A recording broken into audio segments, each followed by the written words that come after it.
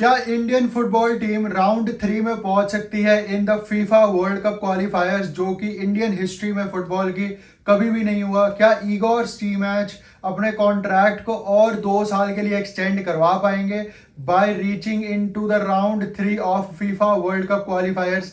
And उसके बाद क्या हम फीफा वर्ल्ड कप के लिए भी क्वालिफाई हो सकते हैं? क्या कोई ग्लिमर ऑफ चांस है for the Indian football team? Hey guys, welcome back to my channel. And अगर आप चैनल पे पहली बार ही आए हो तो make sure you subscribe to this channel, क्योंकि यहाँ पे आपको इंडियन फुटबॉल पे डेली रिलेटेड वीडियोस मिलती रहती हैं। So make sure you subscribe. So हम सबको पता है कि 3-4 दिन पहले इगोर स्टीमैच का 2 साल और कॉन्ट्रैक्ट एक्सटेंड कर दिया है एआईएफएफ ने। अब वो अगले 2 साल के लिए भी इंडियन फुटबॉल टीम के कोच रहने वाले हैं स्टीमैच। बट एक और उनके कॉन्ट्रैक्ट में क्लॉज है कि अगर आप और 2 साल के लिए कॉन्ट्रैक्ट एक्सटेंड करवाना चाहते हो तो आप इंडियन फुटबॉल टीम को राउंड 3 में पहुंचा दो वर्ल्ड कप क्वालिफायर्स के, एंड आपका कॉन्ट्रैक्ट अंटिल 2028 तक के लिए एक्सटेंड हो जाएगा।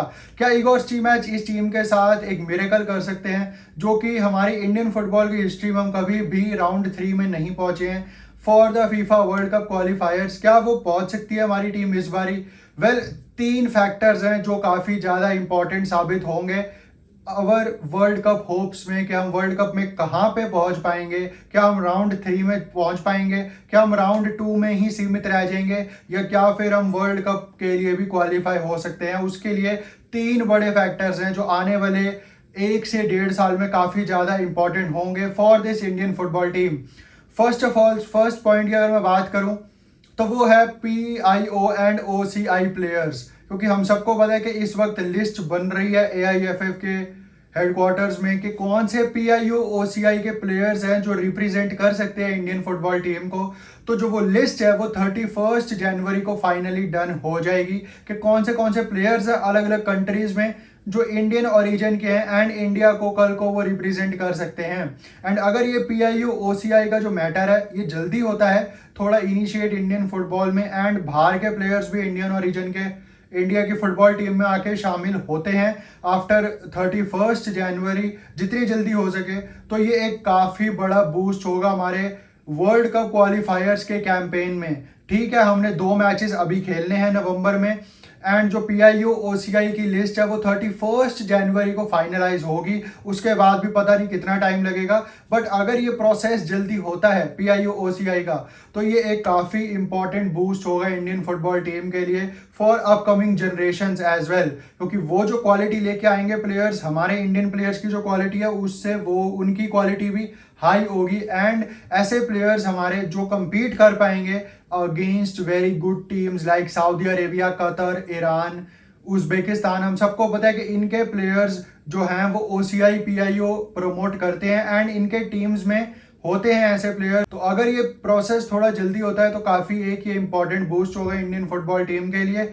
वेल, जो सेकंड फैक्टर है मैं देखता हूँ वो है कि इगोर स्टीमैच की अवे परफॉर्मेंसेस कैसी जाती हैं। हमने अभी तक इगोर स्टीमैच को काफ़ी इफेक्टिव देखा है इन अवर होम कंडीशंस, चाहे मैं बात करूं इंटरकॉन्टिनेंटल कप की, सैफ कप की, या मैं बात करूं जो ट्राई नेशन सीरीज हुई थी हमारी मार्च में, उसकी बात करूं तो हमने काफ़ी अच्छी फुटबॉल खेली है अपने होम पे।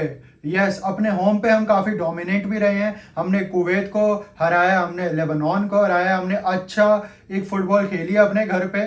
बट सबसे बड़ा टास्क होगा अब, क्योंकि इगोर स्टीमैच के ज़्यादातर मैचेस अब अगले 1-1.5 साल में इंडिया के बाहर हैं। चाहे मैं मर्डेका कप की बात करूं, हम मलेशिया में जाके खेलेंगे against very good looking teams.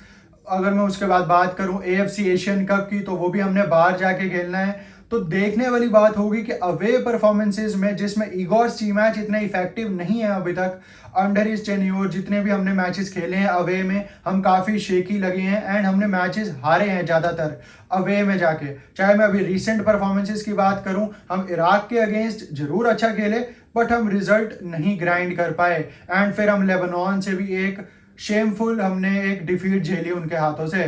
तो देखने वाली बात होगी कि क्या अगले 1-1.5 साल में हम अपने होम कंडीशंस के साथ साथ अवे कंडीशंस में भी अगर डोमिनेट करना सीख जाएं, अगर हम रिजल्ट्स निकालना सीख जाएं अवे में जाके भी, तो वो भी एक काफ़ी इंपॉर्टेंट रहेगा हमारे इंडियन फुटबॉल टीम के लिए एंड हमारी होप्स के लिए to getting into the round 3 of FIFA world cup qualifiers. But अगर मैं इसमें थर्ड फैक्टर की बात करूं तो वो है कि कितनी बैकिंग मिलेगी इगोर स्टीमैच को फ्रॉम AIFF।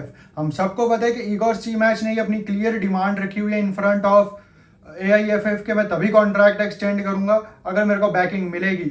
एंड अब देखने वाली बात है कि कॉन्ट्रैक्ट एक्सटेंशन हो चुका है अगले 2 साल के लिए, बट क्या बैकिंग इनफ मिलेगी इगोर स्टीमैच को या नहीं, क्योंकि अगर बैकिंग नहीं मिलती है तो आई एम सॉरी, नवंबर में भी जो हमारे फिक्सचर्स होंगे अगेंस्ट कतर एंड जो हमारा अवे मैच है अगेंस्ट कुवैत, हम उसमें भी डिफीट झेल सकते हैं। एंड अगर हमारे को प्रॉपर प्रिपरेशन टाइम नहीं मिला for the AFC Asian cup तो हम हो सकता है कि वहां पे भी एक डिजास्टर्स कैंपेन के बाद इंडिया लौटे।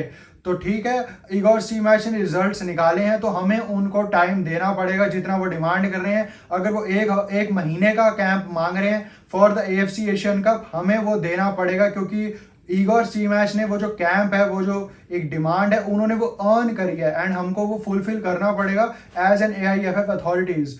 वेल लेट्स सी कि जो ये वर्ल्ड कप के क्वालिफायर्स के मैचेस हैं हमारे राउंड 2 में, उसमें भी हमारे को कितना ज़्यादा टाइम मिलता है, क्योंकि 8 से 10 दिन आई डोंट थिंक इनफ होंगे for this Indian football team. And जैसे इगोर स्टीमैच कहते हैं कि वो जो क्लब ड्यूटी से इंटरनेशनल लेवल की जो एक ड्यूटी होती है, जो आपका माइंड स्विच ऑन करना होता है आपको अपने देश के लिए खेलने के लिए, उसमें भी 2-3 से 4 दिन लग जाते हैं प्लेयर्स के। तो 8 दिन आई डोंट थिंक इनफ होंगे टू बीट कतर और to beat Kuwait in the upcoming fixtures in November. तो ये जो हमारा अगला 1-1.5 साल है, ये इन 3 फैक्टर्स के ऊपर काफ़ी ज़्यादा डिपेंडेंट करेगा। बट इगोर स्टीमैच को ये जो ऑफर मिला है उनको, परफॉर्मेंस बेस्ड कॉन्ट्रैक्ट जो उनको मिला है, ये सिर्फ इसीलिए मिला है क्योंकि AIFF भी जानता है कि इगोर स्टीमैच के अंदर ये पोटेंशियल है कि हमारे को वो for the first time round 3 में पहुंचा सकते हैं in the world cup qualifiers. But अगर ये 3 फैक्टर्स